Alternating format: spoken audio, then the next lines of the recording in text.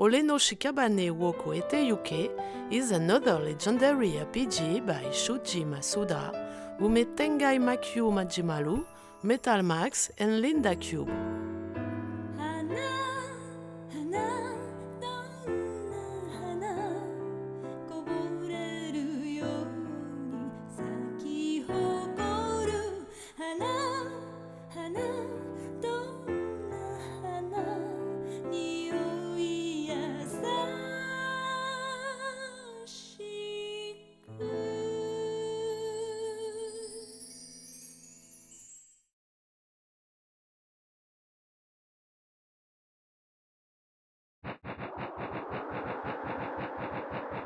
The game takes place in Kyoto during Japan's Heian era.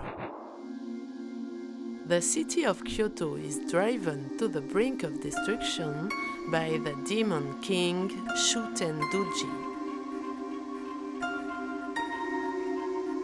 The emperor has sent heroes to Oeyama, where Shuten Doji lives. Genta and his wife Owa are one of them. But upon arriving in Oeyama, Genda is killed by Shuten Doji and his young child is captured.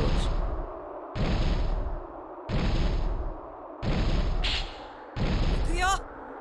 カランカの足から入ってハッテで積み、いいね。承知。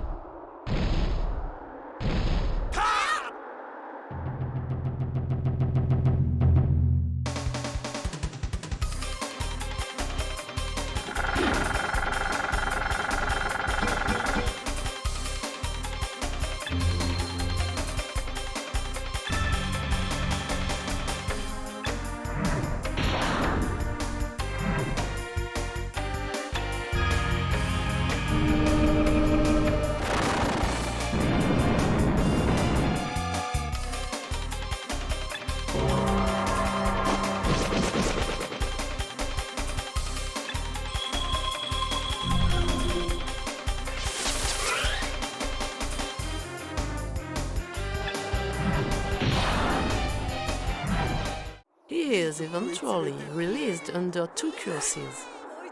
One is a short life curse, with the child growing faster than a normal person and dying within 2 years after birth. The other is the curse of extinction, with the child being unable to give birth. 安心しな、約束は守ってやる。おっと、そうそう。お前におまじないをしてやろう。せいぜい父ちゃん母ちゃんの分まで長生きし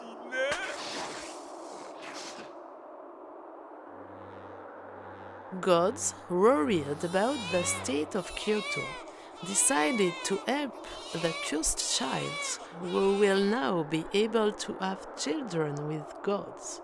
But the clan must keep fighting until they achieve to defeat the Demon King.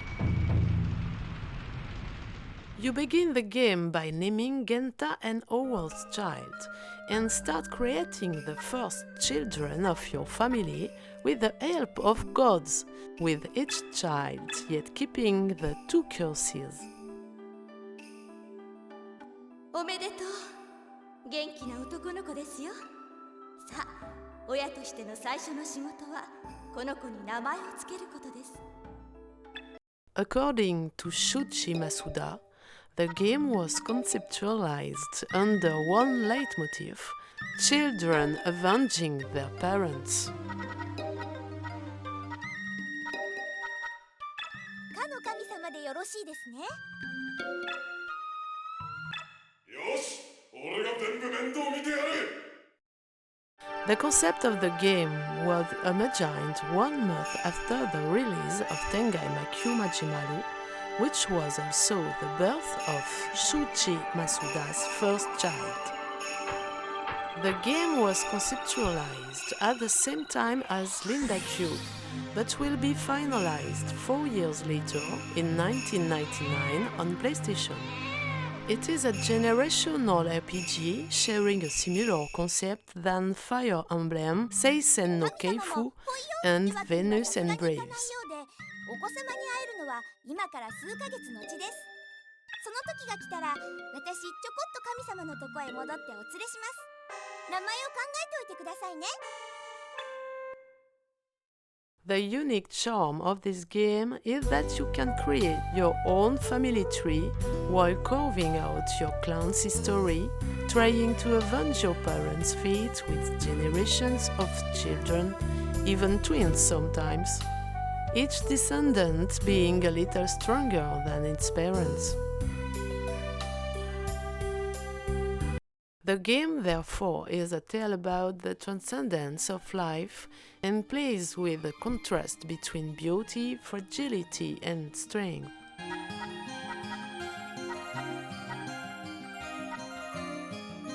この方で、当主様、当主様。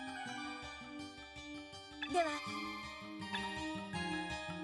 Each character who is doomed to a short lifespan will die one after another, leaving to the descendants the will to share and raise their parents' unique stories.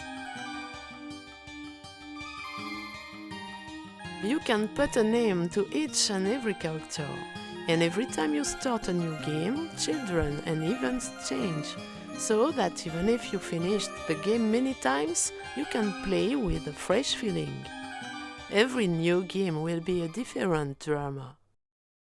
いつも前を向いて歩いていくのです。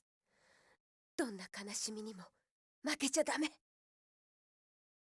さあ子供たちよ、私の屍を越えて行きなさい。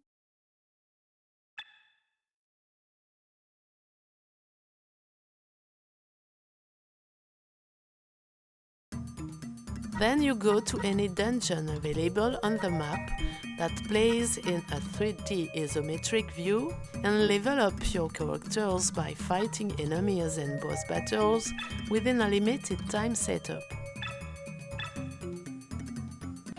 やあ、今月はここの探索かい？さすが目の付けどころがいいね。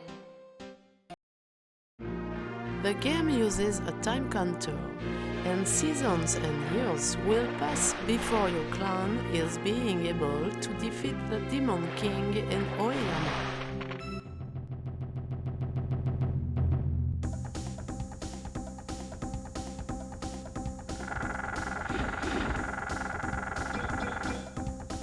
The battle system is traditional turn-based, with an amazing graphic engine that displays backgrounds and monsters inspired by traditional Japanese paintings.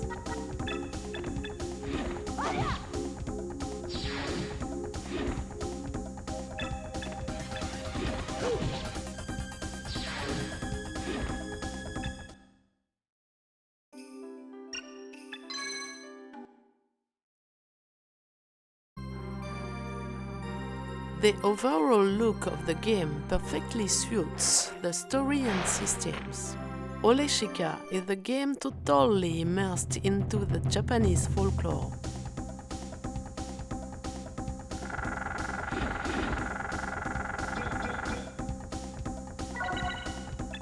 The music is made by Lyoko Kiala, who also sings on the beautiful title song. It is wonderful, with traditional instruments and harmonies, perfectly nailing the Heian era depicted in the game.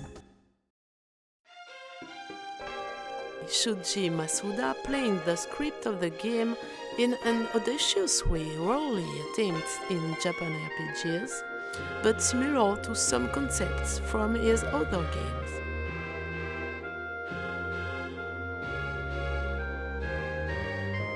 The scenario is not experienced in a linear way.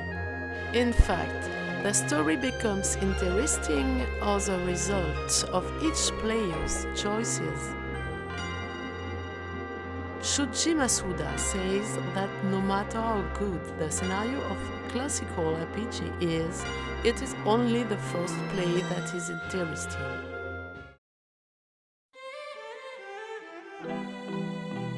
But in Oleshika, each player behaves in the game as he wants to, and imagines and raises a story in his head.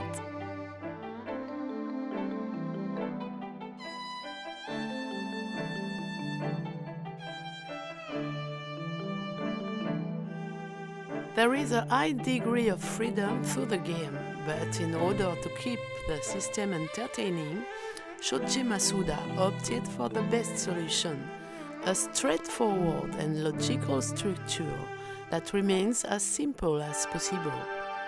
Additionally, 4 modes are available from the beginning, fitting the player playstyle that change the length and the difficulty level of the game.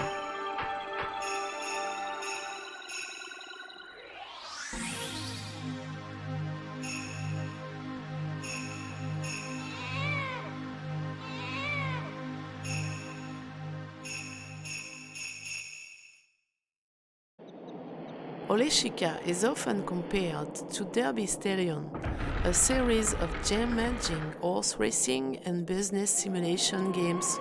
The game became popular in the mid-90s, before Oleshika's release.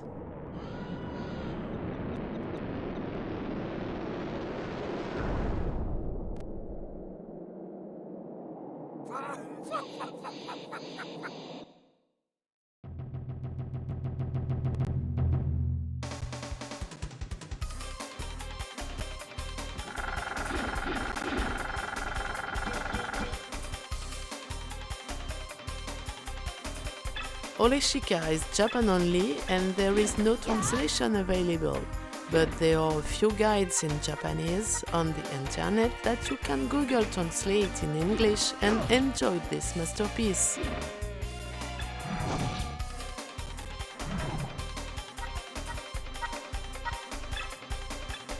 It has been remade in 211 on PSP with additional content, so as to make it a perfect transition for Oleshika 2, who will be released in 214 on PS Vita. This one is also available in North America and Europe. It is a great game, not as great as the first Oleshika, but it remains entertaining and has a few original systems, such as the camera system that lets you take a picture of yourself and has all your descendants sharing some of your physical characteristics. It also has an online mode where you can breed with other players' characters.